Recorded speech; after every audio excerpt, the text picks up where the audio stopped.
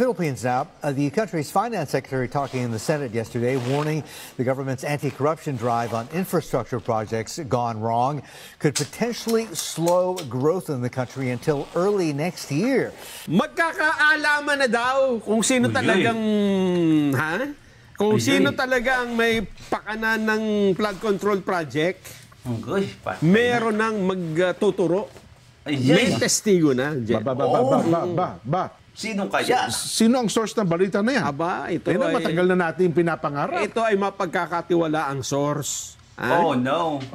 Ayon dito sa ating source, isa daw ang babatas, either congressman, buhay yan, buhay. Senado, 19th Congress ata buhay. Handa na raw siyang magsiwalat.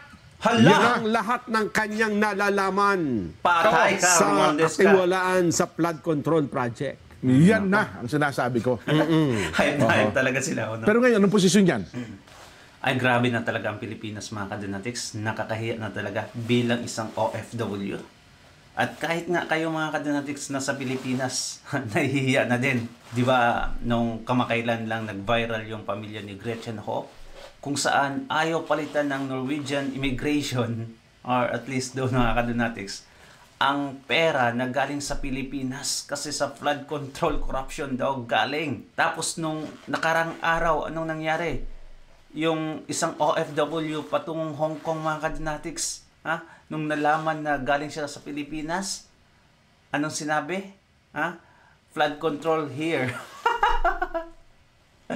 Tinawag siyang flood control, mga kadonatics. Can you imagine that? Ganon ang kahiya na dulot ni BBM. Ngayon, ibinalita, mga kadonatics, sa Singapore ang patungkol sa $9.4 billion na flood control corruption. Ay talaga naman, universal na tayo, mga kadonatics, sa kakahiyan or kahihiyan pala. Eto, mga kadonatics, panoorin natin. Philippines now. The country's finance secretary talking in the Senate yesterday, warning the government's anti-corruption drive on infrastructure projects gone wrong could potentially slow growth in the country until early next year. CNBC Southeast Asia reporter JP Ong is going to help us do a deeper dive into this. Good morning. Good morning, Martin. We've talked about this a few times actually in the last couple of weeks. This flood control scandal that exposed corruption in the Philippines that might actually cause more budget underspending in this country. Now, it's important to note why this is important because when you take a look at the first half, if you look at the rough calculations about the budget of the Philippines or government expenditure is about 17% of the entire country's GDP, give or take. That's based on the first 6 months of this year. So if you start to see budget spending or underspending from the government because of more scrutiny with regards to these disbursements, it might actually lead to slower growth for a country that is regarded as the second fastest growing in Southeast Asia. Now, we also have to note that a lot of this came from the budget, actually, where there are a lot of appropriations and insertions, actually, that were brought into the budget that resulted in some of these leakages. According to the Department of Finance, about $2 billion worth of flood control projects might have been pilfered. In fact, about 40 of the hundreds of these flood control projects were deemed to be ghost, either unfinished, made subpar, or not made at all. And a lot of this going to the coffers of many contractors and politicians who might have benefited instead of the people who were supposed to benefit from these flood control projects. Now, it's important to note, Martin, that this is not the first time this was actually flagged. In fact, in late 2024, this was actually raised by one of our guests who spoke to us on CNBC on Christmas Eve. This is Shelo Magno, a professor at the University of the Philippines, who spoke to us about some of the issues they were protesting about the insertions in the 2024-5 budget that seems to have actually come up and arisen, actually. Here's what she actually told us with regards to why they had these issues and where she sees some of the leakages that seems to have already manifested over the last couple of months. The other problem is that, well, mga kadonatics, personally, I don't like this girl, mga kadonatics, because actually pinklawan talaga to. So neutral siya ngayon, mga kadonatics. Ayaw niyang maupo yung mga Duterte. Ayaw niya din kay BBM. Pero she's stating facts here, so we should all listen. Let's go. the budget for education was also reduced by 10 billion pesos. And then the budget for social protection was reduced by 50 billion pesos. Other social protection programs reduced by 30 billion pesos. But then you see budget being diverted to programs where legislators actually intervene in the implementation. One example is this social protection program where they actually dole out money while they're going around campaigning. And then the other program is insertion in our public works department of about 280 billion pesos. So all this money flowing from the social protection program towards programs where we see politicians benefiting is really very worrisome. And that's why we have been protesting and objecting on the passage of this bill. So 280 billion pesos flag that was inserted in public works, which is where we're seeing a lot of the corruption actually happening, Martin, right now. So this was flagged by Shelo Magno, who, by the way, isn't just a professor at the University of the Philippines. She was also an undersecretary of finance in the first few years of the Marcos administration. So if anybody knows her way around the budget, it is actually her. Now, when these were actually raised, Marcos actually addressed Tapos nag-resign siya, mga kadonatics. this actually in January of this year, and actually mentioned earlier when he was responding to the issues, he said that he read and scrutinized over 4,000 pages of this particular budget and said he could not find any blank appropriations, any blank insertions actually, and said that he personally looked through the entire budget and actually scrutinized this. So there is a question also as to whether or not the president can be held scot-free or not held accountable for some of the budget leakers, because as he said back in January, he actually did look through the budget and scrutinize and said, it has been vetoed, it has been vetted by me, it is scot-free at the moment. So again, this whole thing goes into governance in the Philippines. Can we actually trust some of the controls, and will this ultimately lead to more scrutiny that will unfortunately come at the detriment of the country if we see government spending put under the microscope in a more intense manner and result in significant underspending? How much of a drag that's going to cost is anyone's guess at the moment, Martin. Okay, yeah, I mean, this whole governance issue and these ghost flood control projects are becoming so much more public, political, and also emotional, also because of the bad weather, the typhoons recently. Well, mga kadonatics, ay talagang naman si Bongbong Marcos, itong presidente natin ay, should be held accountable also, mga kadonatics, in regard to these issues, because first and foremost, siya talaga yung nag-veto, di ba?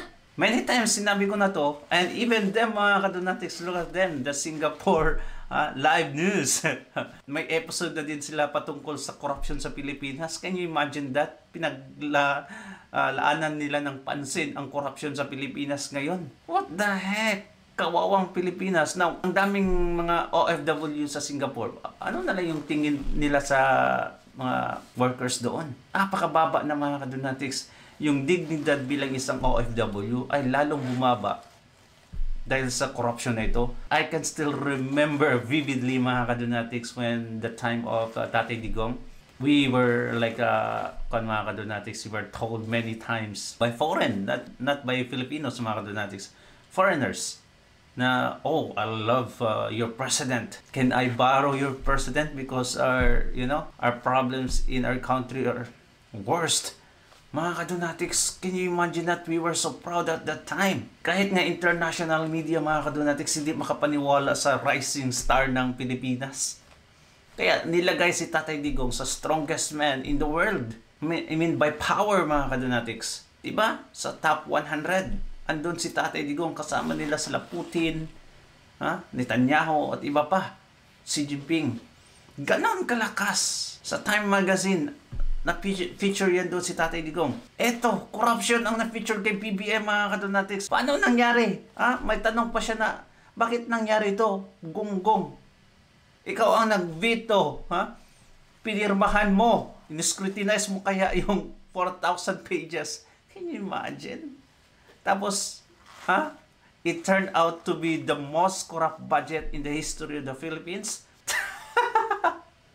Ngayon, may promise naman siya, mga kadonatics. Previously, sabi niya, sa video din natin, sinama na natin, mga kadonatics. Oh, no.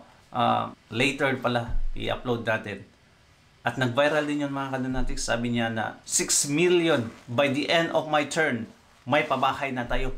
At least 6 million na pabahay. 1 million each year. Ang nangyari, hindi nga makakaabot ng 500,000, mga kadonatics, in 6 years term. What the heck? Kasi nga, ang 6 million, mga kadonatics, bumaba hanggang 300,000 na lang. At hindi pa sigurado kung matatapos lahat. Ngayon, may bago na naman siyang promise sa mga pabahay. Ay talaga naman itong si BBM, mga kadonatics. Wala na talaga. Hindi mahiya-hiya. Eto, panoorin natin. pangarap na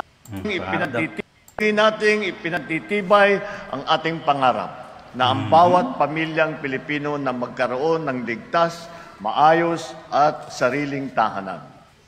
Ang pagkakaroon ng sariling bahay ay nananatiling mailap para sa marami nating kababayan.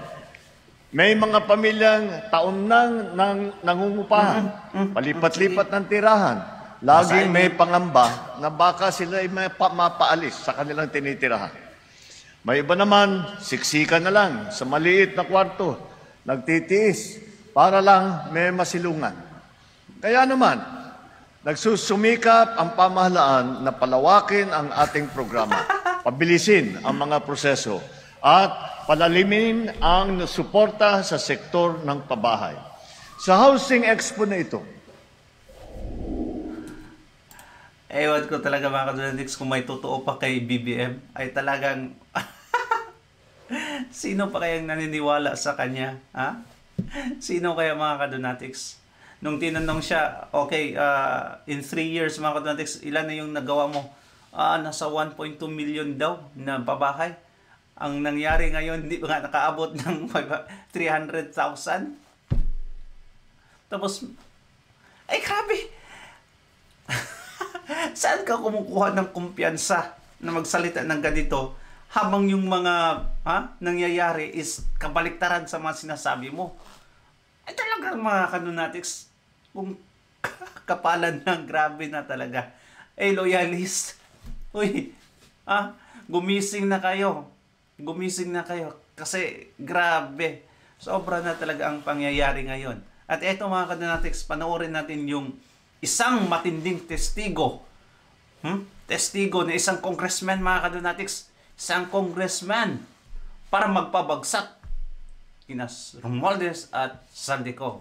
I think eto mga kadunatics, panoorin natin. Magkakaalaman na daw kung sino talagang kung sino talaga ang may pakanan ng flood control project. Meron nang magtuturo.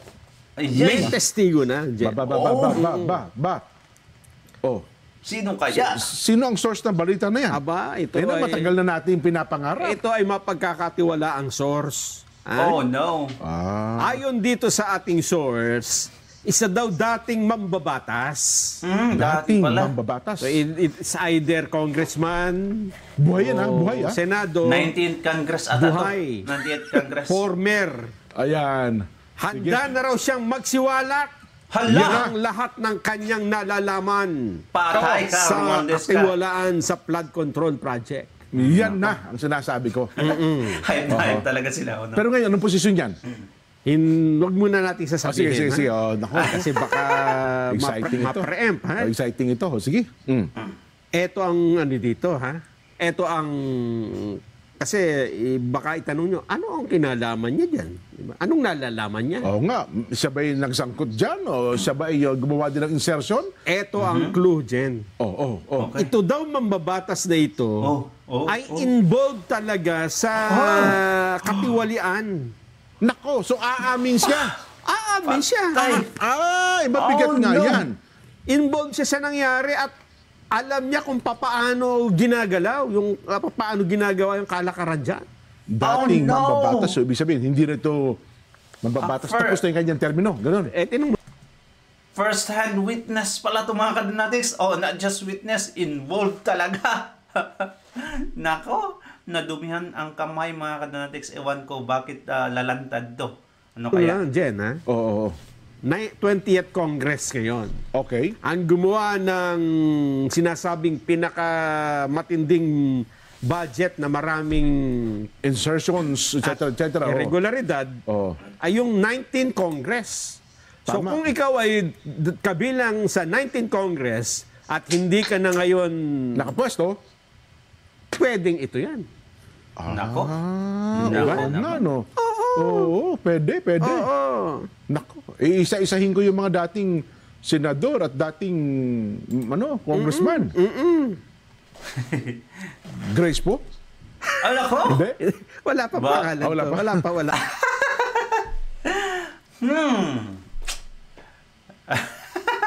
Grabe. Grabe mga kadonatics sa itong dalawa to eh. Nakakatuwa talaga. No? Wala pa ba? Akala ko si dating mababatas ngayon. At alam mo ba No. kung sino ang kumumpirma nito? Na siya nga ay direkta may kinalaman? Na ito ay may Direct. lilitaw na testigong ito? Sino? Sa kumpirmadong lilitaw talaga. Meron na. Oho. Dahil nakausap na ito ni Ombudsman Crispin Remulla. Hoy! Yan na. Ayan, no? Yan o. Patay. Sabahin mo, ha? Nakatanggap ako ng tawag mula sa aming... Yan o. Ano sabi? Nakatanggap rin ako ng tawag. Very early in the morning. Isang kaibigan ko. Wow. Para siyang go-between sa isang congressman from Quezon City? Quezon City Uy! who Sino wants to to si- tell all. Oy! Ayan ang sinasabi ko. Tell all? Yes. So, Sino yan? we'll wait. I will work on that. Aha. Sasabihin niya itong Sino yung sa involvement Quezon niya. City? Yung pala siya. Kalbo. Ay, siyempre, ba, isa alam niya, no, ha? Sa lahat Ay, congressman ng pa siya ngayon, mga nangyayari at saka kung paano nangyayari lahat yan. Nako. Yan na.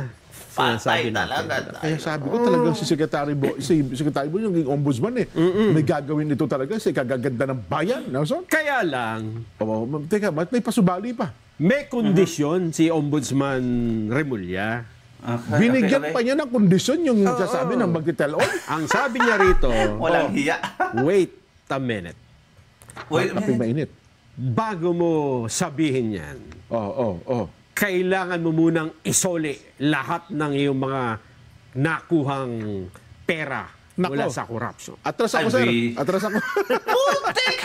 Putik talaga itong si Remulla to mga kadonatics ha? Maglalahad na lang ng katotohanan. Ha? May kondisyon pa. Eh, kung ako mga kadonatics, hindi na ako maglalahad eh.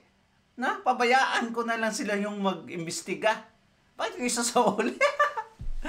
Pagkaloko talaga itong si... At saka mga kadonatics, wala talaga akong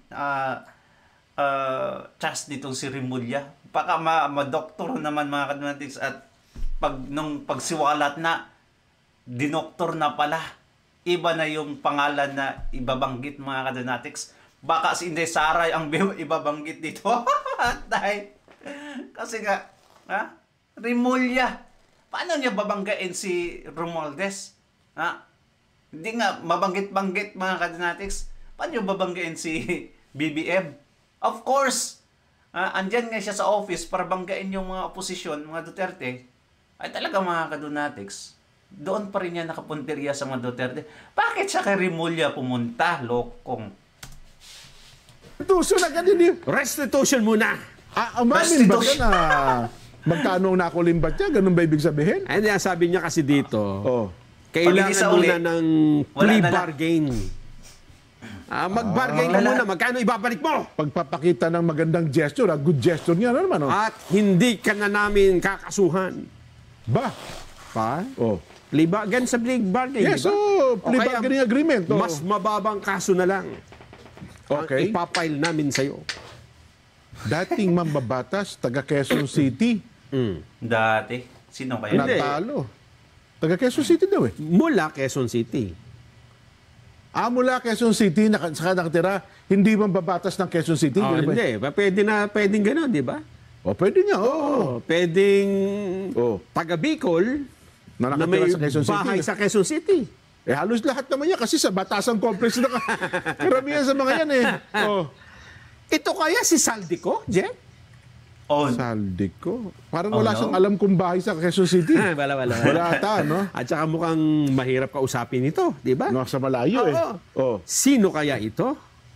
Yung kalbo Naku, yan. ang problema po kalimutan dito ko na. ay yun nga, yung... Alam ko na, may idea ko dyan, Nason. May idea. Nabanggit na yung pangalan niya ng mga diskaya. Nagsasabi lagi ng pangalan. Ang kita dito, papupunta kay ganito, kay ganyan. Oh, sino? Si Batman. Batman? Batman. Yan ang Batman. tinatawag na alias Batman ng Kongreso. Kongreso, oo Yes. Oho. Alam ko yan. Na, kapartner ni Ruben, kita-kita eh. Ruben. Yan ay kapatid ni Ruben. Ruben Padilla. Si Batman, kapag may Batman, may Ruben eh. Di ba? Parang naalala ko nga may ganyang tinatawag. Sino yan? Oo. Batman and Robin. Oo nga. Si Batman kasi, ewan ko lang kung yan nga. Yung si yung Robin, Marvin Rillo, Nelson. Dating Si congressman Robin, yan. si na Romales. tinalo ni Naku po. Bong Suntay. Oo nga. Sa Diba? maikling, konting lamang. Ano? At saka yung Marvin Rillo, ay minsan na nabanggit ang pangalan yan eh. Hindi kaya siya? Baka nakikinig ngayon si Kong Marvin. Nanonood lagi sa atin yan eh. Hintayin natin. Siya kaya ang tinutukoy ni Secretary Boying Rimulya. Unfair naman, napangalanan natin, Jen. Wala Oo nga, namang oo nga. binigay Hindi na naman, pangalan. totoo. eh. Baka nga, no? Sa Kasi bagay. sinabi lang ni... Hindi ko sa bagay, Jen, kung sa Quezon City, Oh. di ba, halimbawa, mag-zero in nila tayo Quezon City. Oo. Sino Na kaya? dating congressman o dating mamabatas, Oh. sa tama ka, nandun yung clue. Ayun, active siya sa 19 Congress eh. Pasok nga. Ano? Nako, Matalo lang active. siya, no? This year. At wala namang binanggit sa mga nakarang hearing na dating congressman Sino kaya, na mga kadonatics? ngayon ay hindi na congressman. Kasi Oo. yung Atayde, congressman pa rin ngayon. Ngayon, incumbent pa rin. Yung... Ralph Tulfo, congressman pa rin. Oo nga. Marvic, Marvic dito sa Puliat, incumbent pa rin, hindi natalo. Eh yung Mitch Cahayo naman, Caloocan yun, di Kaloocan ba? yun. Si PM Vargas, kapatid ni Alfred, congressman pa rin na ngayon. Ang napalitan lang talaga yung Marvin Rillo na wala, ang nalaglag. So yan na talaga. Hindi ko sinabi. Base sa clue. Bate kung ang pagbabatayan natin. Pero well, again ha, yun ang naman hula-hula lang namin. Pwede hindi. Kasi nga, ang sabi natin, it's either... Kasi mamabatas, ha? Oo. Ewan ko kung dun sa pagkaka-translate sa English, congressman. Oo. Tinagalog na kasi, mamabatas, eh. Ayun. So, it's either senador ito. Kung or senador congressman. naman na taga Quezon City, hindi ko lang alam si Senator Grace Bo kung may bahay dito sa Quezon City. Sino ba mga nawala sa Senado I-research nitong natin. natapos ang kanilang mga termino? Eh, wala namang senador dyan na nabanggit, eh. Wala ba? Na involved sa flood control, di ba? Oo nga. Na taga Quezon City at dating mamabatas, maliban kay Bong Revilla, pero taga Cavite yun. Yun na nga. Yun Cavite yun. Oh. Ba't naman ito kasi Secretary Sino-sino dito mga kadonatics? According sa na-research ko, Arjo Atayde from Quezon City, nationalista. Ralph Tulfo Jr., mga active pa to. So, Franz Enz Pomaren. Active ata to si Pomaren eh. Yung former PBA coach ata to si Pomaren. Okay. Marvin D. Rillo. Okay, mga kadonatics, baka ito yung sinasabi nilang si Rillo. Patrick D. Vargas and Marvic Co. Pilar. Nako, sino kaya sa kanila mga kadonatics? Na Boy, involved parang talaga daig pa yung pala. mga nasa showbiz. May blind item Hindi, pa. baka kasi hindi matuloy. Siguro nagpe-playing safe siya. Ganon? Hindi, Ay, parang hindi yan matuloy. Kasi, hindi, hindi ipapalabas yung mga expose sa inyo mga kadonatics kung hindi sa uli muna yung nanakaw niya. Anong klaseng bargain yan mga kadonatics? Ay, wala talagang silbi itong si Rimulya. May mag-witness na first hand para talaga mga kadonatics na nangurakot, may kondisyon ka pa. Okay lang yung kondisyon na, we will listen your case. Pero yung restitution mga kadonatics, nako, baka naubos na yung pera. Paano kung hindi na maibabalik mga kadonatics? So, wala na yung expose na yun. Nagbigay na kondisyon willing na lumabas Di ba? Ang ginawa lang niya, sinabi, teka lang, magkano ka muna? Maglabas ka muna ng yung, plea bargaining agreement, parang ganun. Yun nga. Di ba? Oo. Ay kung sinabi, sige, anytime. Ay kung yan ay nasa isang hearing, di ba, pinaamin niya. Ay, ikaw ba? Opo, magsasabi na po ako. Etc. Sino yung mga yan? O, ikaw ba, nakabahagi ka? O, pwede, willing ka ba? Kumbaga, under oath na to. Isa tagpo na, nanonood na tayong lahat. O, willing ka ba na yung mga kinita mo doon sa ano ay isauli na sa kaba ng bayan? Ay, di, pasok na sana. Di ba? Ay ngayon, kung sasabihin mo yung ngayon, at hindi pa binabanggit ang pangalan, paghihinalaan ka patuloy ng tao dyan. Kung sasabihin sa bandang huli, hindi ho nagtuloy eh. Hindi kami nagkasundo sa plea bargaining agreement. Nako po. Magkano ba gusto sa uli? Gusto sa uli, 1 billion. Sabi ko po, kalahati lang eh. Di ba? Kasi nga, yung pagsusuoli, dapat dumaan sa korte din. Yan, korte magsasabi. Hindi kayo magtatawaran Paano dyan. ko sabi? Yeah, sabi nga ni Senator Marcoleta, mga kadonatics, na bakit nyo gawing kondisyon yung isa sa uli muna bago gawing state witness or gawing ilagay sa witness protection program, mga kadonatics? Pero itong si Bunjing, talagang mga kadonatics, ibalik muna bago ka magiging state witness or at least witness protection program, malagay ka, mga kadonatics. Anong klase yan? Paano kung hindi namin maibalik? So wala na expose yung mangyayari. Ito talaga yung gusto ni Senator Marcoleta bago yung mga diskaya, pumayag na. Kahit hindi pa nasauli yung mga kadonatics, yung ari-arian. Pero in the process, isasauli daw naman. Pero ginawa na silang state witness para mapadali agad yung pag-iimbestiga. Tingnan nyo, ilang araw pa lang, 2 araw pa lang siguro, mga kadonatics, pumiyok na. Pinangalanan na si Zaldico, si Romualdez. Ang dali talaga ng investigasyon nung si Marcoleta, yung chairman ng Blue Ribbon Committee. At ang sabi niya doon, ibabalik naman yan, pero in the process, pero gawin na natin pagiging state witness. Hindi pumayag yung iba. Pinalitan, mga kadonatics, si Senator Marcoleta. Pinalitan ni Ping, Lacson, na anong nangyari ngayon? Bumitaw din! Babalik daw siya, mga kadonatics, ewan ko anong meron. Di ba? Wala. Yung nagiging investigation, wala, mga kadonatics. Nung si Lacson ganyan. Ganyan tayo. Kasi kaalyado nila yung sangkot. Kaya pilit nilang pinapatay. At ang ginagawa nila ngayon, mga kadonatics, dinay-divert nila slowly but surely, gradually, sa mga Duterte. Di ba? Ganyan sila katindi. Buti na lang, mas majority tayo. Kahit pa na ginigipit yung mga Duterte, alam natin, mga kadonatics, majority kasi tayo. People of the Philippines are supporting Duterte. Kahit anong mangyari, wala silang laban. Ng korte na maliit pala yan. Di ba? Di, ano na lang po, dagdag ako. Ano lang po ito, paunang bayad. Diyan natin makikita, Jen, yung sinasabi nila na mauuna yung restitution. Kung talagang kaya nilang gawin. At kung papayag nga talaga yung kung sino man yung witness na yan. Di ba? Well, hindi po namin tinitiyak na si Kong Marvin na guest lang po namin yun. Guest. Base sa clue. Base doon sa clue. Na ibinigay ng ombudsman. Baka mamaya lumabas na naman sa social media. Natuklasan ng 2 anchor ng Net25. Sigurado na yan.